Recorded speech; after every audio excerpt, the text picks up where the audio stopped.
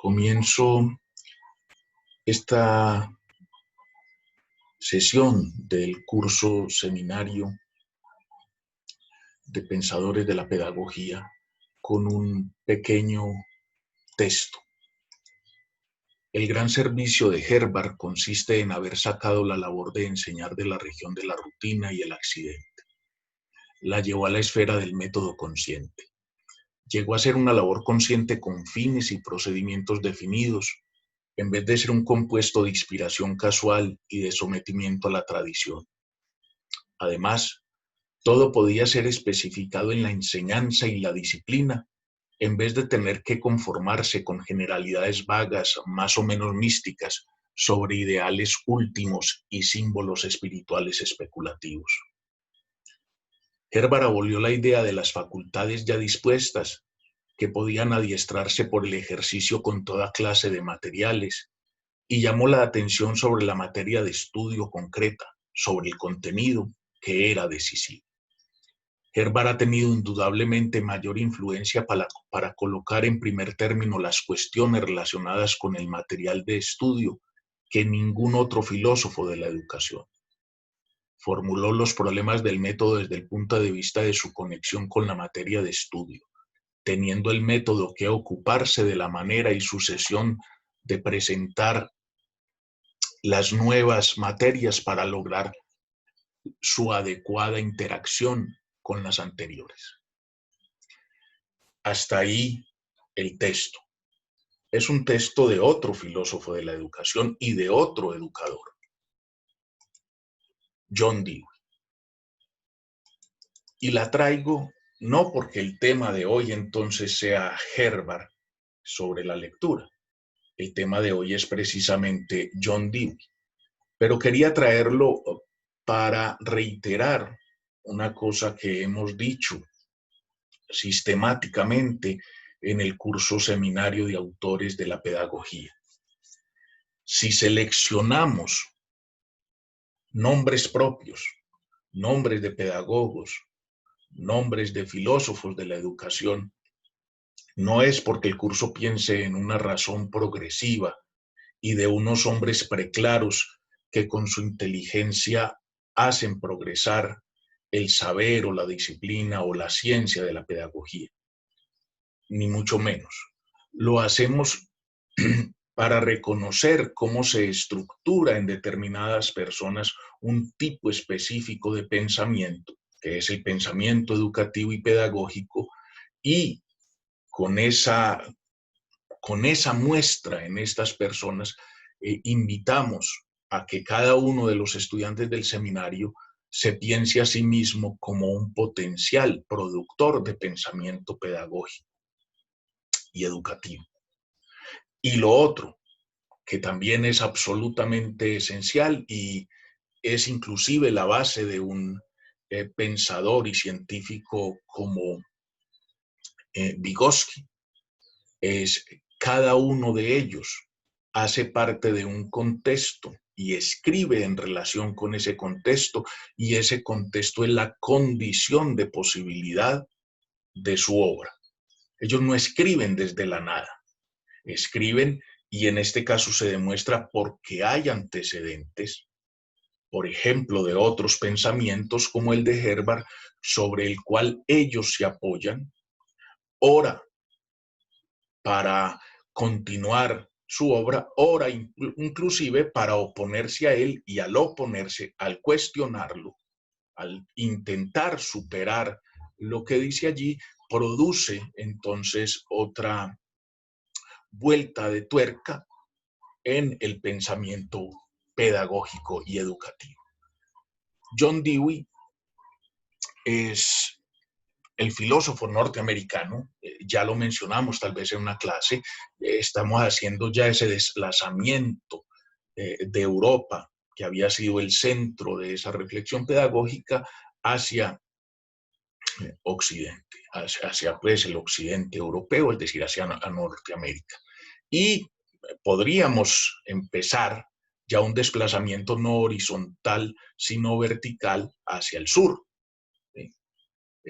Que si tiene tiempo el seminario puede hacerse. Su carrera es amplia, por lo menos 3 generaciones cubrió su amplio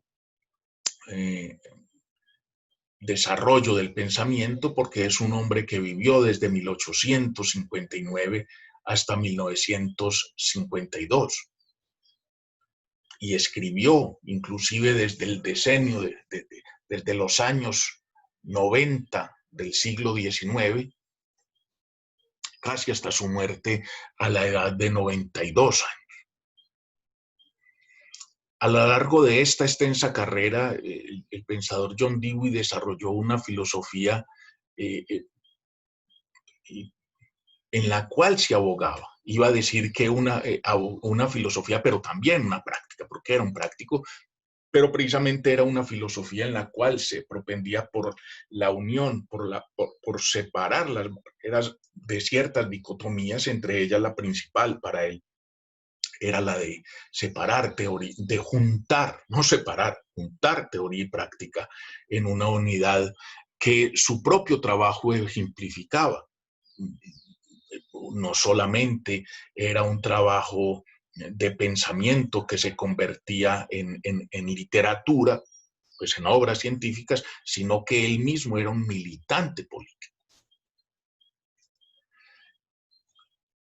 Además, lo cuentan, era un hombre muy sociable, eso me parece que desdice de los que creen que la filosofía, la escritura, el pensamiento pedagógico cualquiera excluye de la sociedad, ¿no? Por el contrario, John Dewey era un hombre muy sociable, cuentan sus biógrafos. Su pensamiento estaba basado en la convicción moral de que democracia y libertad. ¿Sí? Por supuesto, cada uno de ustedes hará las críticas fundamentales, inclusive a la democracia, por ejemplo, como lo hace Slovak Žižek, que en algún momento dice si seríamos capaces de superar el paradigma de la democracia, pero lo que estamos diciendo es que John Dewey es el filósofo y pedagogo de la democracia y de la educación, es decir, de la articulación. Se articula teoría y práctica, articula democracia y educación, y en las dos ve una práctica. Para ninguno de los dos, como decíamos la vez pasada, no sería en la democracia una cultura abstracta, sino que mediante mecanismos concretos de educación se produce efectivamente también una democracia concreta como una forma de vida.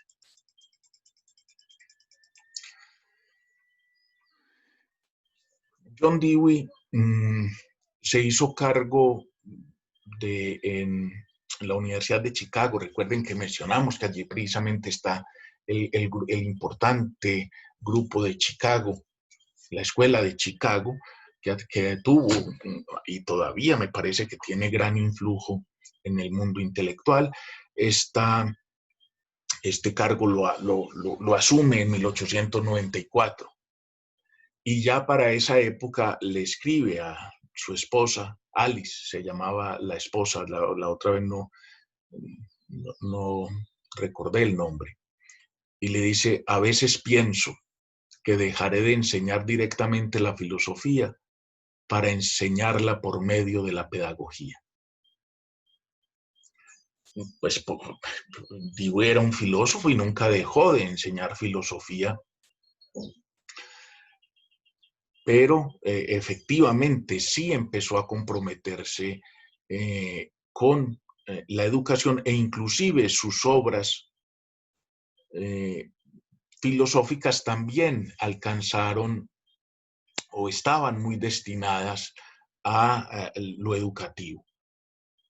Por ejemplo, obras como La Escuela y Sociedad, Cómo Pensamos, Democracia y Educación, Experiencia de Educación, son obras que, además lo dijimos, era muy prolijo,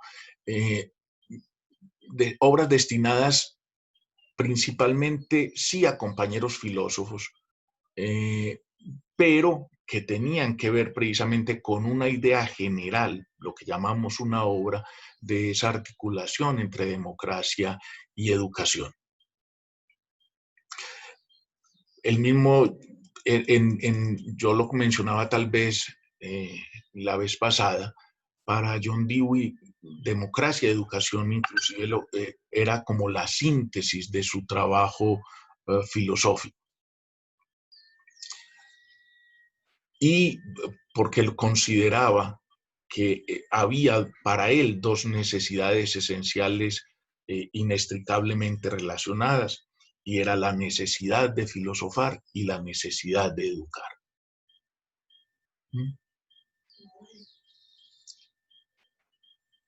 Y esto a mí me parece realmente bonito, y inclusive a veces unas decisiones que uno ve en las propias universidades actuales, por ejemplo, entre facultades de educación y facultades de filosofía, por ejemplo.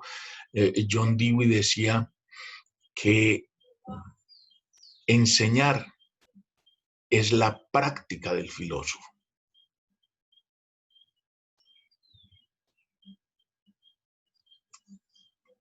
La educación orientada, sistemáticamente pensada, reflexionada, se convierte entonces en la praxis de los filósofos. A veces se critica precisamente a la filosofía por ser una especulación sin pie a tierra. Pues John Dewey era uno de estos que precisamente producía esa, o cerraba esa brecha y decía, no, educar es la praxis del filósofo.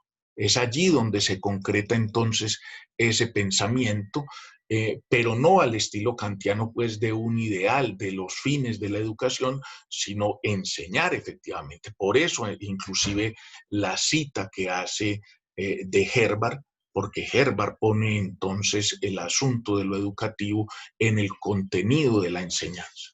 Y efectivamente, si bien John Dewey se separa de Herbart en muchos de sus planteamientos desde la psicología, en estos planteamientos sobre la enseñanza, es claro que le da un puesto importante en su propio pensamiento.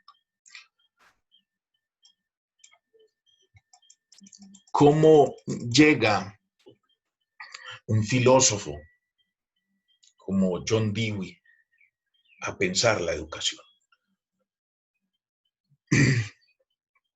Dijimos que John Dewey, yo le recomendé ya un texto inclusive interesante de Anne Dewey, su hija, donde nos hace toda esta biografía interesante, inclusive de los antepasados remotos de John Dewey.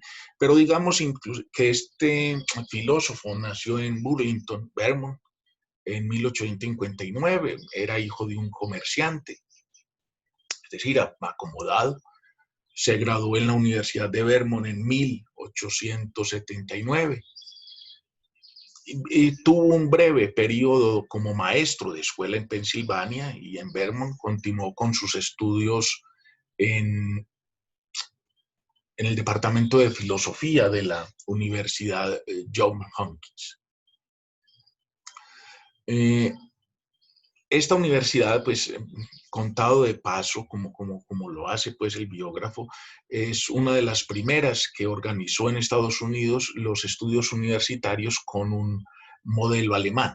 De allí también, pues, obviamente el interés también de John Dewey por Herbart y por todo lo que tuviera que ver con el pensamiento educativo alemán, me parece a mí. Cuando obtuvo en 1884, si me permiten un paréntesis, pues para esa época nosotros estábamos en Colombia a punto de entrar en una guerra entre liberales y conservadores por el poder, para que vean cuáles son. Esto es importante para los estudiantes. Mientras esta gente pensaba qué cosas pasaban en Colombia interesantes. Digo lo de la guerra no como una especie de peyoración comparativa. Aquí sucedían cosas importantes, pero para esa época particularmente estábamos en una guerra y había una discusión educativa también importante en Colombia, sobre todo en la básica. ¿sí? Cuando estaba viviendo en Michigan, John Dewey conoció a Alex Chipman, que efectivamente no era un cotilleo mío, fue una de sus estudiantes. Alice llegó a la universidad después de varios años de ser maestra de escuela en Michigan, y ella tuvo el influjo definitivo en los intereses de John Dewey después de 1880. El mismo Dewey había reconocido que ella le había dado sentido y contenido, así literalmente, a su labor, y que tuvo un influjo importante en la formación de sus ideas pedagógicas. Cuando se casó, John Dewey ya empezó a interesarse activamente en la enseñanza pública, y fue fundador de un club que se llamaba de Doctores de Michigan, que fomentó la cooperación entre docentes de enseñanza media y de enseñanza superior del Estado. Aquí me gustaría hacer otro de esos paréntesis, porque hoy por hoy, en las discusiones que hay, por ejemplo, de por qué un maestro de escuela en Colombia podría o necesitaría hacer un doctorado en educación, en pensamientos como el de John Dewey encontraría respuestas. Es que la escuela debería llenarse de los más conspicuos pensadores, como los doctores, entonces tendrían que serlo, y los doctores no solamente podrían, sino que tendrían que estar en la escuela, si queremos una transformación. Es decir, que ustedes mismos se piensen como doctores, pero no simplemente para alcanzar las cimas superiores en las instituciones, sino para ser doctores que transforman la escuela. Bien, cierro de paréntesis. Luego, John Dewey estuvo pues 10 años en Chicago, de 1894 a 1994, en 1904. Este tiempo fue el que le sirvió para elaborar sus presupuestos filosófico-educativos que lo harían conocido, y hay que decirlo, durante mucho tiempo en la misma Norteamérica fue vilipendiado porque se consideraba que la mala educación norteamericana era el culpable era John Dewey, ¿sí?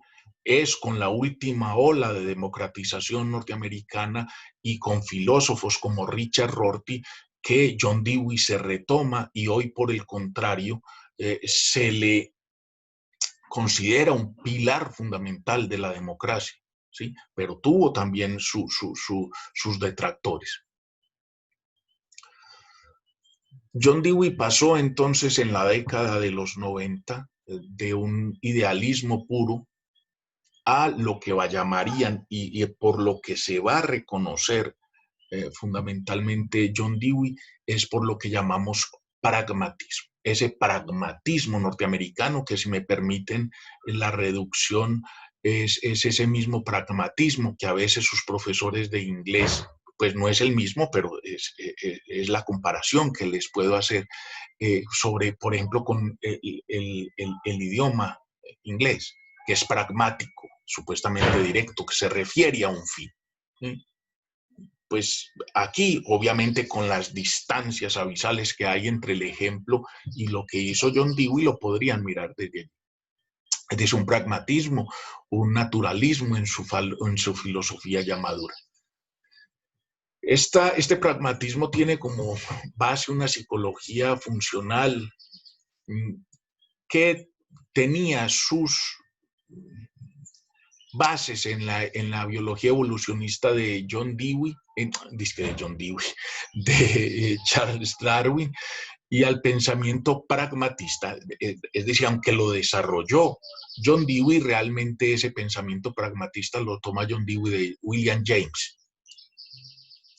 Y desde allí empezó a desarrollar una teoría del conocimiento que cuestionaba, ya lo dijimos, los dualismos, esas dicotomías históricas que hay en Occidente que oponen mente-mundo, pensamiento-acción, y que para él se convertían en un obstáculo para la fabricación de eso que llamamos conciencia, y, y que debería repensarse desde el punto de vista de la educación.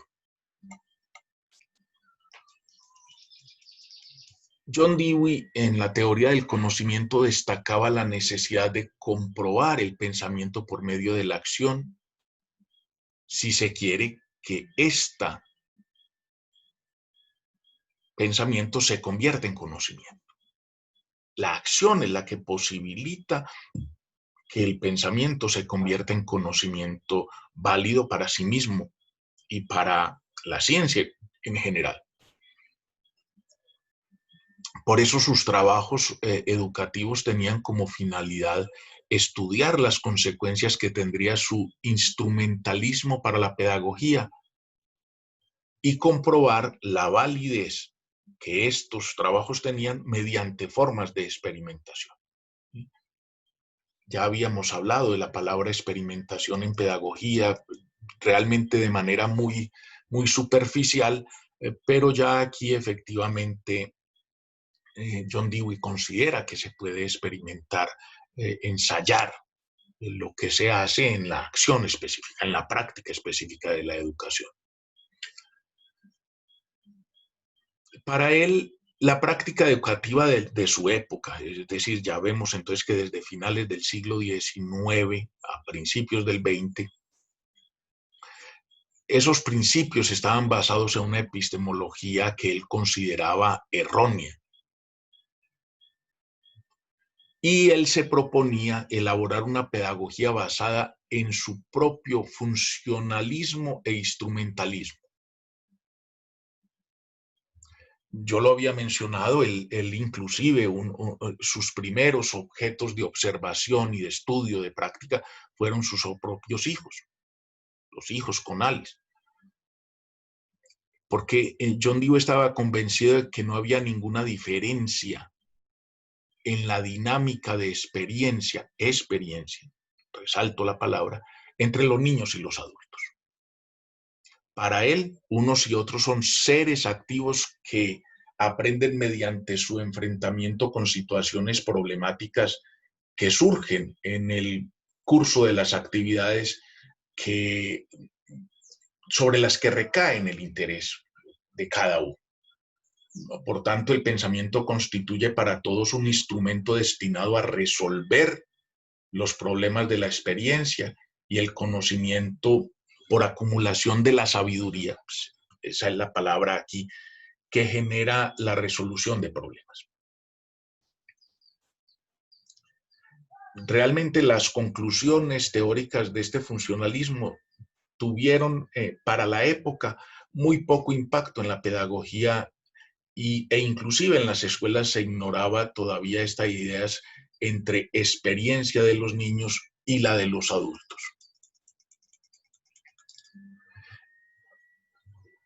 John Dewey afirmaba que los niños no llegan a la escuela como tabula rasas, como pizarras limpias, pasivas, en la que los maestros pudieran escribir, grabar sus lecciones de civilización, pudieran, como decíamos la clase pasada, simplemente transmitir toda la información de cómo llegamos a ser la civilización que somos.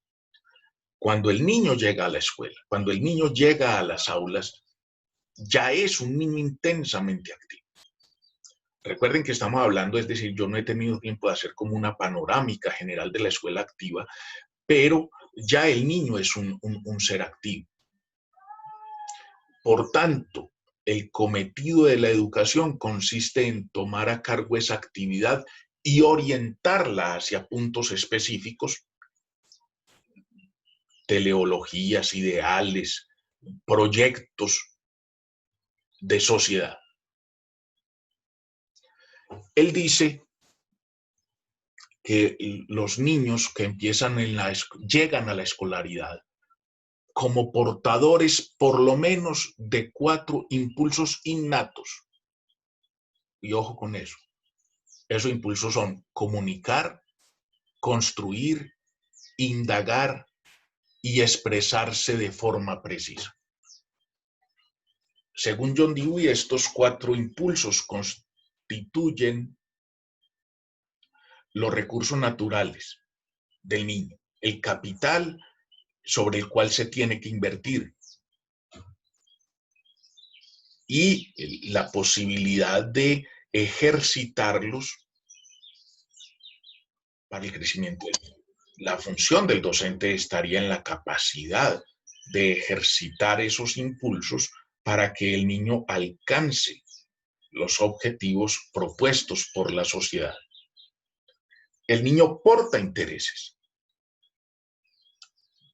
y actividades desde su hogar, no innato. Es decir, miren que estamos diciendo que sus intereses son también constituidos en el entorno, en el hogar, en el entorno donde vivo, y al maestro, a la maestra, pues sobre todo porque ya habíamos dicho con Pestalozzi que es un oficio que se está feminizando, les incumbe la tarea de utilizar esa materia prima que lleva el niño en actividades que lleven a resultados positivos, ya lo decía, en relación con unos presupuestos formativos, como lo diríamos hoy. Estas ideas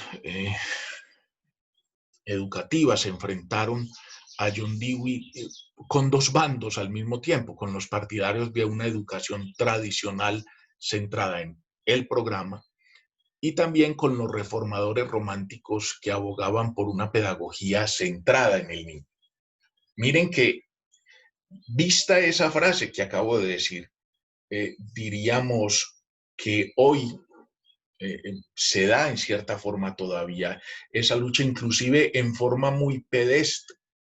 Todos, inclusive sin saber de educación, andan por los corredores y las calles y en todas partes diciendo hay que superar la educación tradicional, generalmente sin saber a qué se refiere esa educación tradicional, y mucho más los abanderados del aprendizaje tienen en su arma fundamental esta pedagogía centrada en el niño, que ya no es solamente una pedagogía centrada en el niño, sino que es una pedagogía centrada en la persona, centrada en el estudiante, llámese niño, adolescente, joven.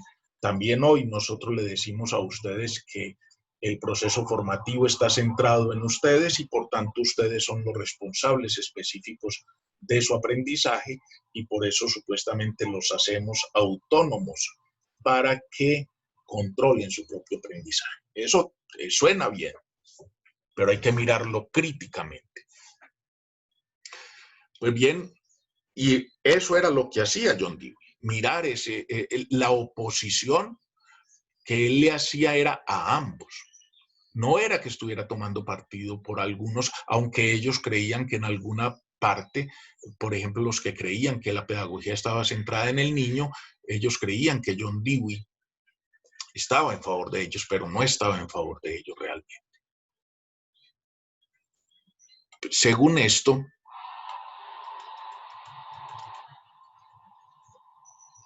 la crítica que hacía, por ejemplo, los primeros era que la asignatura, creían ellos, constituía la meta y determinaba los métodos de enseñanza. Por tanto, en esa primera educación centrada en el programa, del niño se esperaba simplemente que recibiera, que aceptara. Para mí, esto es dudoso, ¿sí? Pero bueno, estoy simplemente citando, pero a mí me parece que eso es dudoso, porque hoy todavía se utiliza como un argumento que yo no comparto completamente. O sea, no se espera, así se entreguen contenidos, que el otro simplemente acepte y reciba. No. El estudiante precisamente lo que hace con contenidos que parecen inmóviles es producir acción. Pero bueno, eso sería otra discusión. En cambio, los partidarios de la educación centrada en el niño, autores como Stanley, Hall y miembros de lo que en esa época era la National Herbal Society, afirmaban que la enseñanza de asignaturas debería subordinarse al crecimiento natural y desinhibido del niño. Preocupante esto. Para ellos, la expresión de los impulsos naturales del niño constituía el punto de partida, el centro y definitivamente el fin. Esas escuelas estaban enfrentadas para 1890. Por tanto, los tradicionalistas defendían los conocimientos duramente adquiridos a lo largo de siglos, luchas intelectuales, consideraban que la educación centrada en el niño era caótica, anárquica, una rendición de la autoridad de los adultos.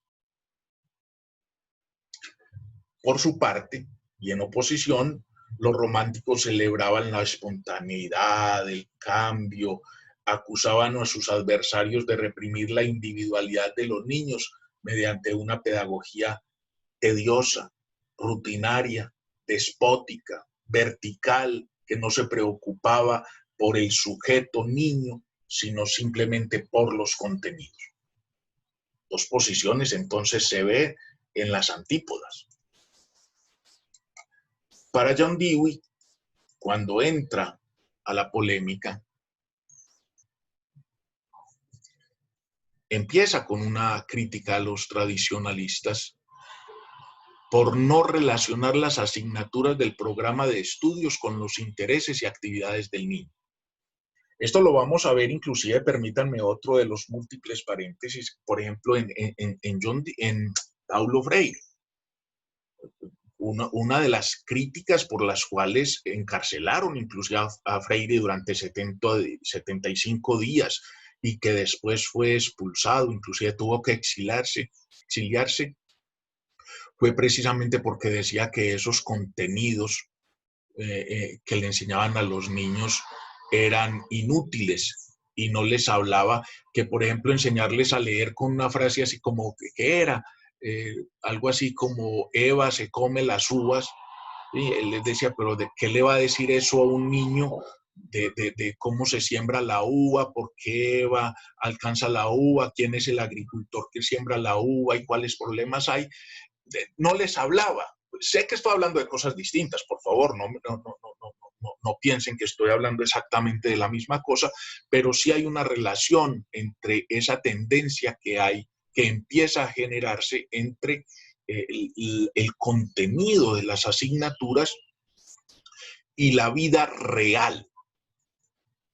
John Dewey lo diría, intereses y actividades del niño. Decía que a menudo, por el contrario, se pasan sus ataques también, por eso digo que estaba opuesto a los dos, a los partidarios de la educación centrada en el niño, por no relacionar los intereses y las actividades del niño con las asignaturas del programa. Inclusive algunos críticos de la teoría pedagógica de John Dewey han llegado a confundir su postura con la de los románticos. Creen que es romántico en el sentido de su pedagogía, pero lo cierto es que él hacía una diferencia clara de su pedagogía con la de los románticos. Con lo de los románticos que tenían entonces el centro en el niño. Para John Dewey, por el contrario, la posición de los románticos era peligrosa porque consideraba que las facultades e intereses del niño como algo importante por en sí mismo. Yo dije esto tal vez alguna época, en algún momento en clase, que los románticos consideraban que el interés y las facultades del niño eran importantes por ser. Es decir, que yo tengo que atender al interés del niño.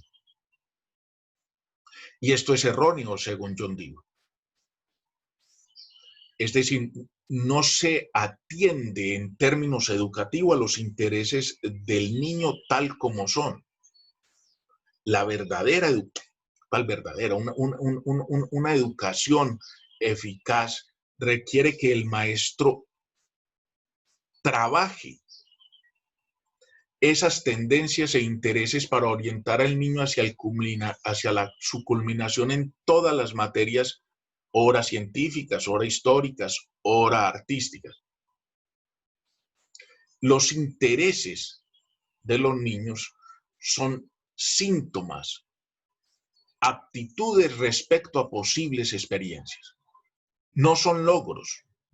Su valor reside en la fuerza que proporcionan, no en el logro que representan. Ahí estaba leyendo a John Dewey. Déjenme decirlo de otra forma. El interés es un medio, es un fin, no un medio. Es decir, el educador debe intentar llegar a producir mejores intereses en el niño y no ser tiranizado por lo que parecen intereses del niño que realmente por la falta de educación pueden ser simple y llanamente caprichos. Permítanme, cierro eso con una frase de John Dewey. Los hechos y certezas que entran en la experiencia del niño y los que figuran en los programas estudiados constituyen los términos iniciales y finales de una realidad. Oponer ambas cosas es oponer la infancia a la madurez de una misma vida. Es enfrentar la tendencia en un movimiento y el resultado final del mismo proceso. Es sostener que la naturaleza y el destino del niño se libran batallas.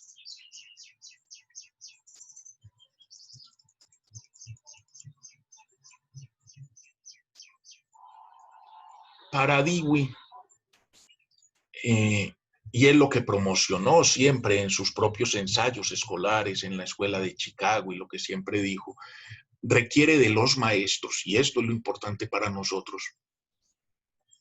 Para él los maestros tienen que realizar una tarea muy difícil, que es incorporar los temas de estudio a la experiencia. Los temas de estudio son el producto de los esfuerzos del hombre por resolver problemas que su experiencia histórica les ha planteado. Por tanto, el maestro debe llevar esos conocimientos de una manera que también se conviertan en experiencia para los niños. No que se momifique como el museo, sino que se conviertan en experiencia para los niños.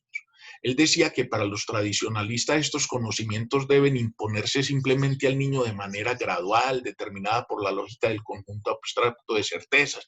Bien, muertos. Museo, como dice algún teórico colombiano. Por eso entonces los maestros tienen que apelar a motivaciones del niño que no guardan relación con el tema de estudio. Ese concepto de motivación sí que deberíamos trabajar. Lo hacen generalmente entonces bajo esta mirada tradicionalista del temor al niño al castigo y a la humillación, pero no realmente por una experiencia que tenga con ese conocimiento. John Dewey le pedía a los maestros que integraran en su saber. Ojo, porque esto es importante para la formación de los maestros y para ustedes mismos, para las facultades de educación, para los centros de estudio. Pedía que se integrara la psicología. Ya hoy habíamos oído esta palabra tanto en Pestalozzi, que significaba una cosa, como en Herbart, que significaba una cosa, y ahora en John Dewey, que significa una cosa mucho más elaborada, por lo menos. No estoy contradiciéndome con lo de la razón progresiva, pero ya sí es una psicología distinta. En los programas de estudio, para que se pueda construir para los niños un entorno en que las actividades del niño se enfrenten a situaciones problemáticas que requieren diferente tipo de conocimiento para ser resueltas. conocimiento histórico, conocimiento manual, conocimiento práctico, conocimiento artístico. El programa de estudios está en los centros de estudio y siempre para que el maestro sepa que los caminos que se le abre al niño en los ámbitos de la verdad, de la belleza, el bien, le corresponde a estos maestros decirle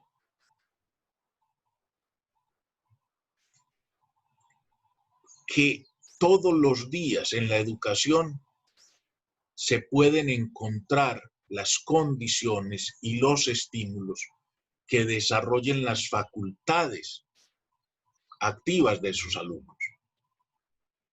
Porque cada niño debe realizar su propio destino, pero son los maestros los que propician que efectivamente ese destino se desarrolle. Es decir, para John Dewey, los maestros, por eso decía ahora que son doctores, los maestros tienen que ser personas sumamente capacitados, profesionales, conocedores no solamente de la asignatura enseñada, sino formados en la psicología del niño y capacitados en técnicas destinadas a proporcionar los estímulos necesarios para que las asignaturas formen parte de la experiencia del conocimiento del niño.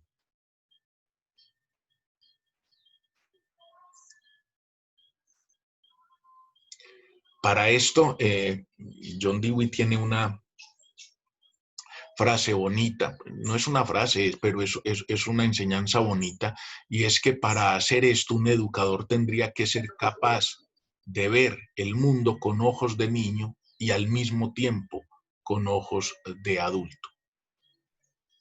Cito a John Dewey. Como Alicia, el maestro tiene que pasar con los niños detrás del espejo y ver con las lentes de la imaginación todas las cosas, sin salir de los límites de su experiencia. Pero en caso de necesidad tiene que poder recuperar su visión corregida y proporcionar, con el punto de vista realista del adulto, la orientación del saber y los instrumentos del método. Y para decirlo directamente, y creo que es una reflexión que todavía tenemos que tener, John Dewey admite que la mayoría de los maestros no poseen los conocimientos teóricos y prácticos que son necesarios para enseñar de esta manera. No puedo hacer este video más largo porque los aburriría profundamente, pero nos falta, obviamente, apenas estamos tratando de iniciar un recorrido en el trabajo pedagógico de un autor como John Dewey, y precisamente tendríamos que empezar a decir qué es para él experiencia, por qué la educación se relaciona con la democracia. Pero eso los dejo este video como acicate para que ustedes mismos profundicen en la obra de un hombre que hoy es revalorado y tenido en la cuenta, por ejemplo, en trabajos que tienen que ver con, en Colombia, por ejemplo, con toda esta idea de formar una cultura democrática y la responsabilidad que la escuela tiene en ello. Creo que mirar con detenimiento a John Dewey nos permitiría hacer reflexiones y propuestas muy interesantes para que la escuela pueda realmente formar una cultura democrática. No ya con invocaciones y, como lo decía él, simplemente alineando contenidos para que supuestamente el niño interiorice como si fuera un código moral la necesidad de vivir en paz. No, nosotros tendríamos que ser capaces de hacer propuestas donde digamos que para que la democracia no sea una cultura abstracta, sino concreta, también la educación escolar debe pasar por prácticas y no por invocaciones retóricas de lo que deberíamos llegar a ser. Es decir, que la escuela misma tiene que ser un escenario democrático para poder producir la democracia en la sociedad. Por tanto, no basta seguir lineamientos gubernamentales para hacerlo, sino que tendríamos que exigir justicia y condiciones apropiadas para que los estudiantes sientan que viven una democracia. Nutrición, bienestar, acceso a materiales, comunicabilidad, accesibilidad, todos esos elementos que tal vez John Dewey, porque estaba hablando de una sociedad en un estrato más o menos pudiente, nosotros tenemos que hacer esa reflexión, pero bajarla a nuestra realidad colombiana y decir, esto es posible, por supuesto, pero el primer trabajo es en relación con la construcción de condiciones en los que esa retórica se pueda convertir en una realidad. Fue la lucha de John Dewey juntar teoría y práctica. Podríamos nosotros todavía continuar esa lucha y agregarle condiciones reales para poder seguir en buenos términos esa batalla. Reitero, no vayan a considerar entonces que aquí pudimos dar cuenta del pensamiento de John Dewey.